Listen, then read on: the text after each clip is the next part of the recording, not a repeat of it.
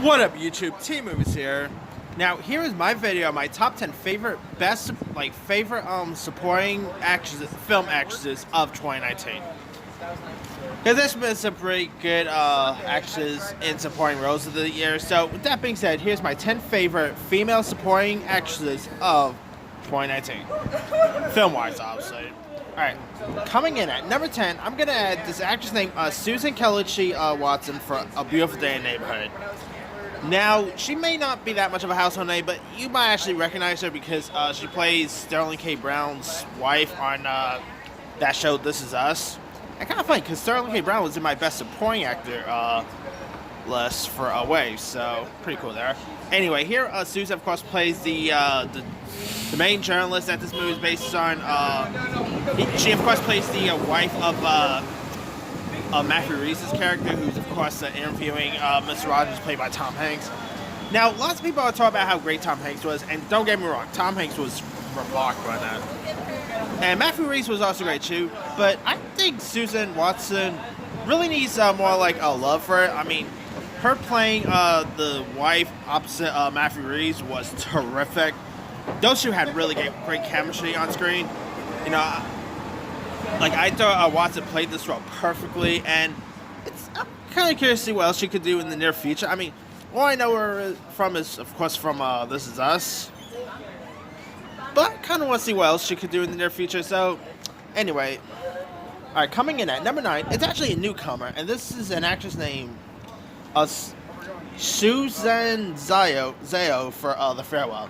Never really know if I'm pronouncing her name that well, but she, of course, plays the grandmother, or I should say Awkwafina's grandmother in The Farewell. And she, I believe, is about in her 70s, if I'm not mistaken.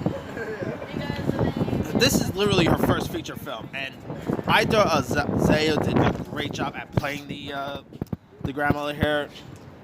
Like, I really liked her on-screen chemistry with Awkwafina. That was terrific. I mean, it's crazy to believe that this is, like, literally her first feature film. And she nailed it out of the park. I mean, she might even get some Oscar love, who knows? But, yeah, I thought Zhao did a great job in this. Alright, coming in at number 8, I'm going to add Laura Dern for Marriage Story. Now, Laura Dern, of course, plays the psychologist who, or not psychologist, but,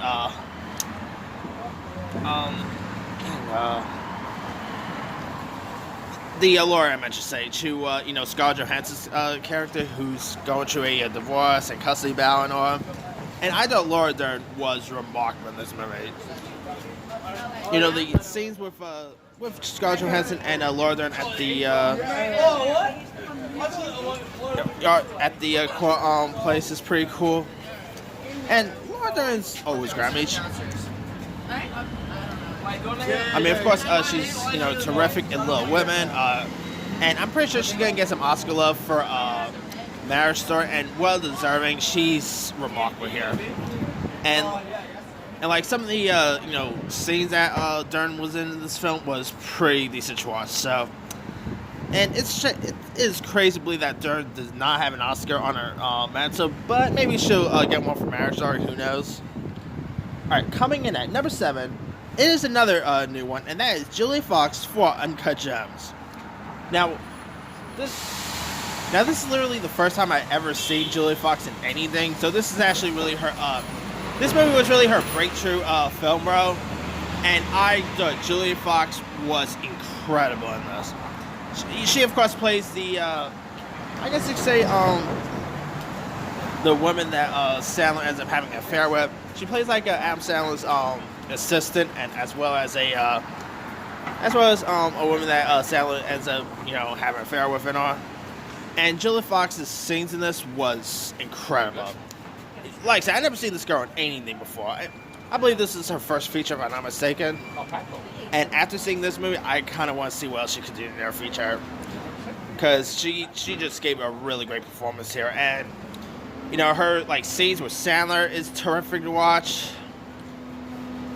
If you guys haven't seen Uncut Gems yet, it's great. And Julia Fox, Adam Sandler, like, what a great cast. Like, some really remarkable performances that Safdie brothers. Of course, the Safdie brothers directed it, and he gave great performances. Like, he directed Julia Fox perfectly in this. So, Anyway, coming in at number 6, I'm going to add Kathy Bates for Richard Jewell. Now, of course, in Richard Jewell, Kathy Bates plays the mother of the Tyrell, and Kathy Bates has been in the industry for years. And man, Kathy Bates in this was great. You know, her scenes where she ends up finding out about her son being accused of something he didn't commit was very heartbreaking to watch. But man, Kathy Bates played that role perfectly. Her on-screen chemistry with her on-screen son, played by Paul Walter Hauser, was terrific. Really amazing performance that Kathy Bates gave. And I think it's probably her best performance since Misery. And of course, that was the last time she actually won an Oscar. So, will she get an Oscar for, or I should say a nomination for Richard Jewell? That has to be on see, but we'll see. Alright, coming in at number 5. Speaking of Marriage Story, by the way. Coming in at number 5, I'm going to add Scarlett Johansson for Jojo Rabbit. Now, of course, Scarlett Johansson is getting loads of Oscar buzz for her lead performance in Marriage Story.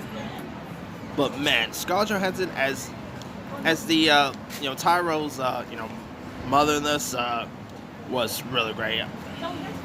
I mean, Scarlett Johansson also had a really cool German accent in this. I mean, I never knew they never even, in the Avengers film, they never even give her a Russian accent, and she's supposed to be like a Russian spy, but she can pull off an accent pretty well. Anyway, I thought Scarlett Johansson was really great in this. Of course, she plays this German woman who ends up, keeping this Jewish girl, in her head away from the, Nazis and all. And Johansson I know Johansson did a great job in this film. And her chemistry with her on-screen son, played by Roman Davis, was pretty great. Really amazing film. Pretty cool that Scarlett Johansson had not one but 2 great performances there. Marriage Story and Jojo Rabbit. And of course she was great in Endgame, but anyway. Alright, coming in at number 4, I'm going to add Florence Pugh for Little Women. Now, funny because... I just like that it's so close to her. Now, it's kind of funny because I also did my top 10 favorite lead actress performances, and Florence was in that list for Midsommar. And now here, she's in my list again, but this time for the supporting part for A Little Woman. I mean, what a great year was it for Florence. With Midsommar, A Little Woman. I think this is seriously an actress to keep your eye out for. And not to mention, she's working with Scarlett Johansson on Black Widow, so she has some other stuff she keep your eye out to. That she has coming out too. I mean, she's a Black Widow. She's remarkable, and her as one of the as Amy Marsh was really terrific casting. She has some really great dramatic moments in this film, especially the scenes with her and Timothée Chalamet. That was some great acting right there. Yeah, I mean, Florence. What a great year for her. Midsommar, Fighting My Family, Little Women. Cannot wait to see her in Black Widow. So, really great actress. Alright. Coming in at number 3, I'm going to add Margot Robbie for not 1, but 2 films. I'm going to be adding Margot Robbie for both Bombshell and Once Upon a Time in Hollywood. Because I just thought she was great in them. Granted, she didn't have that much screen time as Sharon Tate, but I still thought her performance as Sharon Tate was terrific to watch. I really enjoyed her in that. And of course, she was like one of the news report, one of the Fox News girls in Bombshell, and I thought she was great in Bombshell. I mean, I've always been a fan of Margot Robbie. Whether it's Wolf of Wall Street, Suicide Squad, Margot Robbie could do no wrong, and I just adore her in these movies. And yeah, her in both Bombshell and Once Upon a Time. Not really sure I probably prefer her performance in Bombshell, but still. I think Roberta's might be. Anyway. What is? Although for the Oscars, I think between Once Upon a Time and Bombshell, I think she might end up getting one for Bombshell. So anyway, coming in at number 2, I'm going to add Octavia Spencer for Loose. Now, Octavia Spencer plays a really crazy, messed up teacher in this movie. And I thought Octavia Spencer. Second and third. He already gave me the roadmap. Sorry about that. I thought Octavia Spencer was amazing in this. She wasn't like as creepy as she was in that movie Ma, but she was very insane in this film, and you know she ends up trying to get her poor student in trouble. Like that's pretty messed up her own part. And Octavia Spencer, I mean, she's probably one of the best actresses there is. You know, of course, Spencer won for The Help. Of course, she got nominated for stuff like Shape of Water and all. But man, she was amazing in Luce, and her scenes with Kelvin Harrison Jr. was terrific. Like she had some really great dramatic moments in this movie, and she actually just scored a Independent Spirit Award nomination. So, well, a well-deserved nomination there.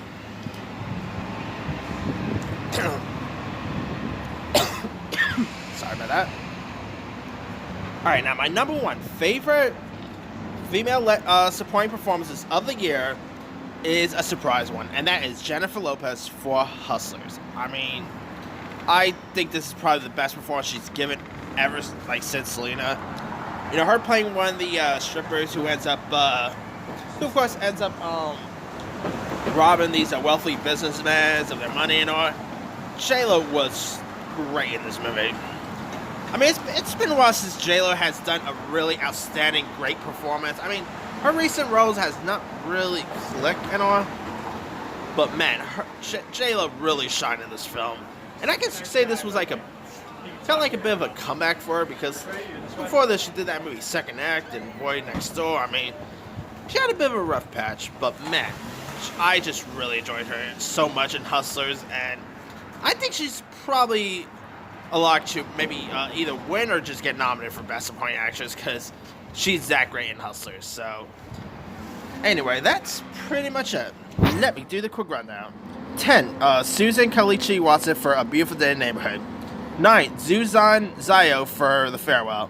8, Laura Dern for Marriage Story. 7, Julia Fox for Uncut Gems. 6, Kathy Bates for Richard Jewell. 5, Scarlett Johansson for Jojo Rabbit. 4, Florence Pugh for Little Women. 3, Margot Robbie for Bombshell and Once Upon a Time in Hollywood. 2, Octavia Spencer for Luce.